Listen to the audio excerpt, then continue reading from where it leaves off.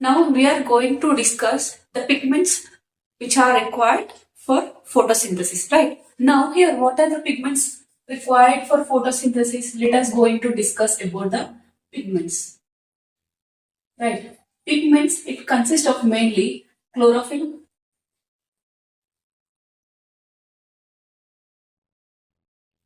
Second one is carotenoids. Third one is phycobilins.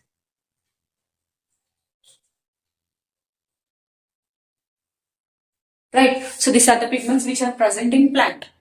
Right. Now, chlorophyll is the abundant pigment, okay, which is present in universe. Okay. So which one of the pigment is abundant in nature? Chlorophyll is the pigment which is abundant in nature. Right. Now, chlorophyll contain different types of pigments. That is chlorophyll A, chlorophyll B, C, D, E, etc. Okay. Now, carotenoids are again divided into carotene, xanthophyll. Okay. So, what are carotenoids? First one, carotene and xanthophyll. Right. Now, phycobilins are again two types: phycocyanin and phycoerythrin. Now here, each and every pigment contains a color, okay, which is represented on chromatogram, right? So we have to remember the colors exhibited by different pigments. Okay, now, so upon chromatogram, carotene shows orange in color. Okay, so what is the color of carotene on chromatogram? It shows orange in color. Right. And what about xanthophyll? Xanthophyll, it shows yellow in color upon chromatogram. Right. Now, we have to discuss the pigments of chlorophyll. Right. So, there is mainly the difference between chlorophyll A and chlorophyll B is there. So, let us discuss the difference between chlorophyll A and chlorophyll B.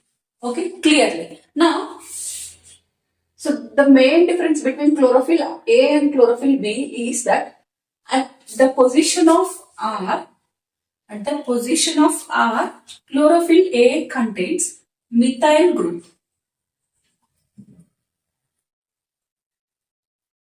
Methyl group. Right. So this is the main difference of chlorophyll A and B. Now, in chlorophyll B at R group, it contains aldehyde group. Okay.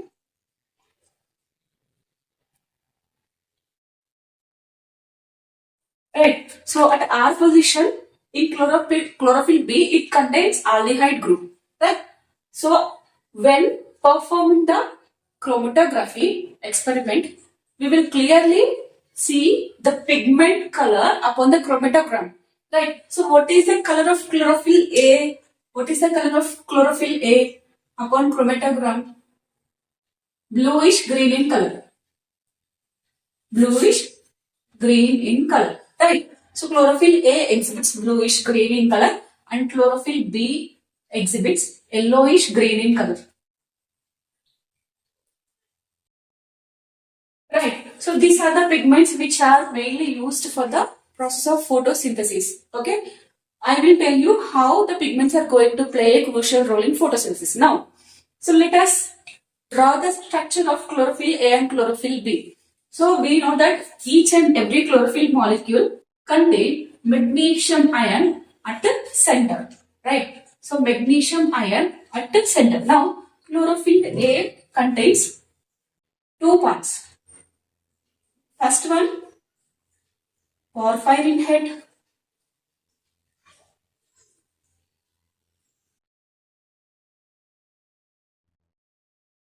Second part is phytosyde chain. The same way, chlorophyll B also contains both head and tail. Right. Now, so here at center of chlorophyll A and B, it contains magnesium ion, which is surrounded by 4 nitrogen molecules, right? 4 nitrogen molecules. Upon nitrogen molecule, the pyrrole rings are added or attached. 4 pyrrole rings are attached, right? So these are pyrrole rings, right? Now, upon chlorophyll B also, it contains 4 nitrogen compounds where 4 pyrrole rings are attached.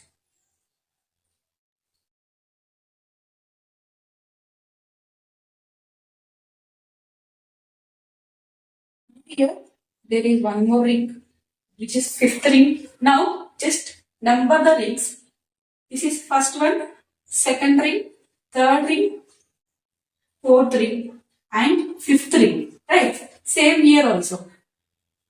2, 3, 4, and 5th ring. Right? Now, first ring, second ring, third ring, and fourth ring are to form pyrrole rings. Here I am writing here. 1, 2, 4 form pyrrole ring. Right. And 5th one is cyclopentanone ring.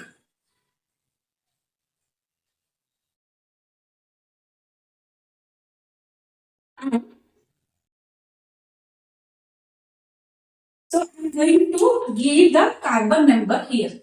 First carbon, second carbon, third carbon, fourth carbon, 5th one, 6th one, 7th one, 8th one, and last ring contains 9th carbon and 10th carbon. Right. Now, here see, at the third carbon, R group is going to attach. Right. So here in chlorophyll A, which group is going to attach at R carbon? That is methyl group, right? So here CH3 is added at third carbon of second pyrrole ring. Right. Now, at third carbon of chlorophyll B, which group is going to add? That is aldehyde group. Right. Aldehyde group is going to add at third carbon of second pyrrole ring. Right. So this is the basic difference of chlorophyll A, chlorophyll B pigment. Right. Now look at here. At the 7th carbon, 20 hydrocarbons are going to add. Right. At 7th carbon, 20 hydrocarbons are going to add, which form the phytoside chain. Phytoside chain. Right. So where at the 7th carbon of chlorophyll A and at 7th carbon of chlorophyll B molecule is going to add phytoside chain. So this is nothing but tail, right? How many carbons are added here? 20 hydrocarbons are added. Right? 20 hydrocarbons are going to added at 7th carbon of pyrrole, 4th pyrrole ring. Now here 1 to 4 form pyrrole ring and 5th one is cyclopentanone ring. Right? So together to form head. That is porphyrin head. Right? Which one? Porphyrin head. Now, here at 7th carbon, phytoside chain is added. So, tail also is there. So, this is the main difference between chlorophyll A and chlorophyll B. Okay, now, let us discuss about phycobilins. So, what is the color of phycocyanide? Generally brown in color. Right. Then, what is the color of phycoerythrin? It is red. And where the phycobilins are present, it is generally present in blue-green algae. Right. And remember, there is one more difference between phycobilins and chlorophyll. Right. So, what is the main difference? Here, magnesium ion is present in chlorophyll molecule. Right. So, this magnesium ion is absent in phycobilins. Clear? Magnesium ion is absent in phycobilins and phytoside chain is also absent in phycobilins. That is nothing but phycocyanine and phycoerythrin.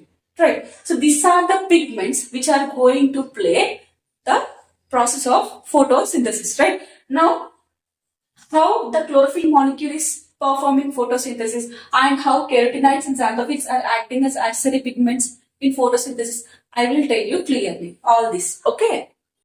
Now, which pigments are going to play crucial role in photosynthesis? We are going to discuss now. And which type of pigments are producing photosystems, right? So, we will discuss it now. So, what are the pigments used for photosynthesis? There are mainly two types. One is main pigment, main photosynthetic pigment.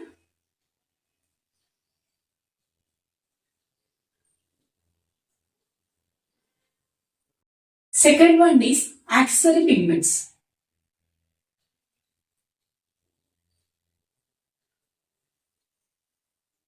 Just now we discussed the structure of chlorophyll. Okay, so here main photosynthetic pigment is nothing but chlorophyll A.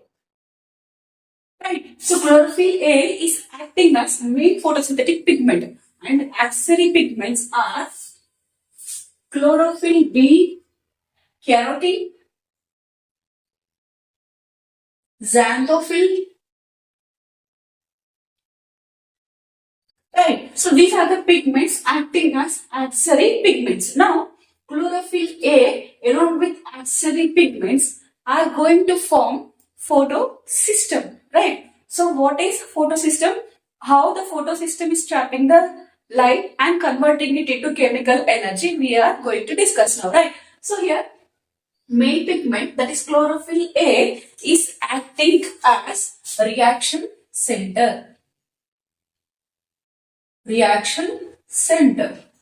Right. Now, whatever the accessory pigments are there, these are acting as the pigments which trap the light energy and send that light energy to reaction center to increase the efficiency of photosynthesis.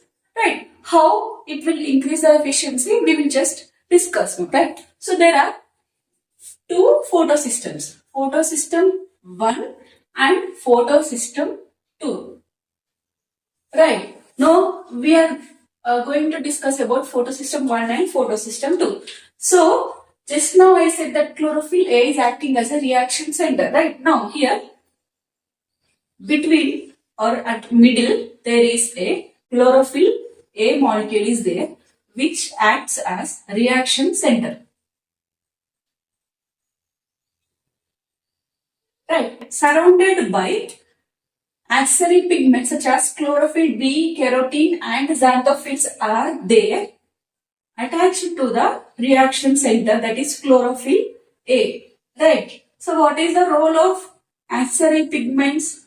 Just now I said you it increases the efficiency of photosynthesis by trapping different wavelengths of light and transferring it to chlorophyll A so that the efficiency of photosynthesis is increased. Now, chlorophyll A absorbs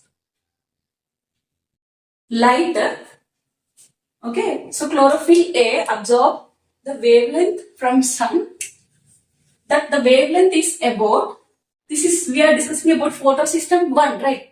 So chlorophyll A has the absorption capacity of 700 nanometers. Right. So it absorbs 700 nanometers of wavelength from sun. So that's why this photosystem 1 is also called as P700.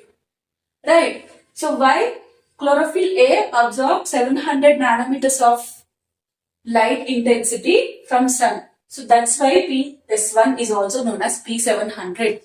Right. Now, so accessory pigments are there here, right? These are accessory pigments.